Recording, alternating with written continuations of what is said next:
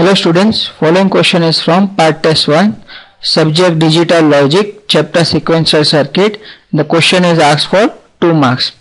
In the question we are given a circuit in which we are asked to assume initially the value of Q1 and Q0 to be equal to 0, and we are supposed to find the Q0 and Q1 value immediately after the 33rd clock pulse. The option given to us are option A is 1 1, option B is 1 0, option C is 0 1, option D is 0 0. In this circuit we are given 2 JK flip-flop as shown over here, for which the input to the first flip-flop is from Q1 bar, input to the second J0 is from Q1 bar, K0 is from 1, J1 is from Q0, K1 is from Q0 bar. So for solving this type of problem, you will solve this in 3 steps. So first step is finding our inputs as we have discussed just now. So for the first flip-flop, J0 is Q1 bar, K0 is 1, J1 is Q0 and K1 is Q0 bar for the second flip-flop. In the second step, we will compute or construct the table, that is, it consists of first column of clock pulse, second column of present state, third column of inputs, and final column of next state. Please note, in the circuit we are given a clock flip-flop, that is clock control, that is output response only to the clock pulse. And since we are given JK flip-flop, we need to know the truth table of JK flip-flop. That is, if my inputs JK are 0 0, then my output Qn plus 1 would be Qn, that is no change in my output. If the inputs are 0 1, then my next state output would be 0, that is a reset condition. If my inputs are 1 0, my next state output would be 1, that is set condition. And if both the inputs are 1 1, then my output will toggle, that is Qn bar. So initially we were supposed to assume, we are asked to assume the value of Q0 and Q1 to be 0 0. So using the relation over here, we would actually compute, so using this relation, we would compute the inputs over here, and using this truth table, we would compute the next state output. Since I have J0 and K0 to be 1 1, so my output will toggle. So initially it was 0, so now it would be 1.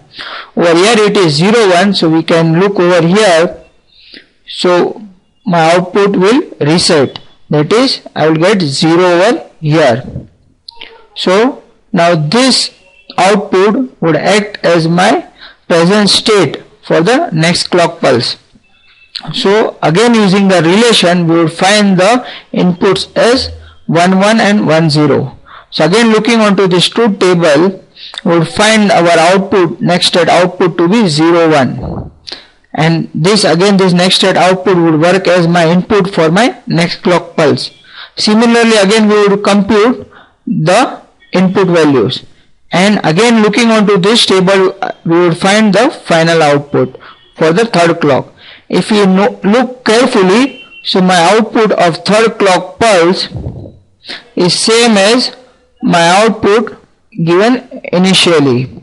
So we can say that in all we have 3 different states, that is I can say it is mod 3 counter. So in general, mod n counter is nothing but we have n different states, and the state repeats after every n clock pulse.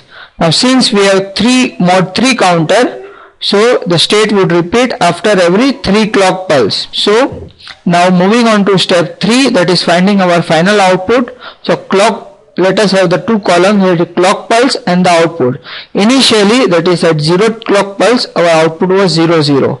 So since it is mod 3, so in the multiples of 3, we would get our output to be 0 0. So output will repeat itself. So for the third clock pulse, after the third clock pulse, output would be again 0 0. After 6th clock pulse, again it would be 0 0. And proceeding after 33rd clock pulse, our output would again be 0 0. So our final option is option D, that is 0 0. So whenever we are given such kind of questions, we will solve this question in 3 steps. That is, first step we would compute the inputs of the flip-flop. In the second step we would construct the table. and looking onto the table we will find which type of circuit we have. In our case it is mod 3 counter, and in final step we will compute the output. So for our case it is 0 0, that is our option D. Thank you.